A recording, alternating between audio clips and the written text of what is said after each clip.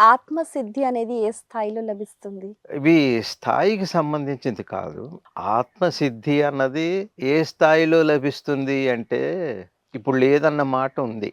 అప్పుడు ఇది బోయి, అది బోయి, అది బోయి వస్తుందా అంటే, ఇప్పుడే ఆత్మసిద్ధి ఉంది. ఆత్మసిద్ధిని సరైన అవగాహనతో, సరైన దృష్టితో చూసినప్పుడు, అప్పుడు అనుభవంలోకొస్తుందంతే. అది కొత్తగా ఒక స్థాయిలో లభించే విషయం కాదు. ఆచరణాత్మకంగా అది మనం తెలుసుకోగలుగుతామంటారు. అవగాహన. ఏంటంటే, ఇప్పుడు పంచేంద్రియాలున్నాయండి. మీకుంది. మీకు మెడలో గొలుసుందా? ఇప్పుడు నేను అనంగానే ఫీల్ అవుతున్నారు. అంటే ఇప్పుడు నా మీద ధ్యాసుంది. నేను అనంగానే ఆ ధ్యాస దాని మీద ఉంది గదా ఆల్రెడీ. మీరు ఫీల్ అయితారు.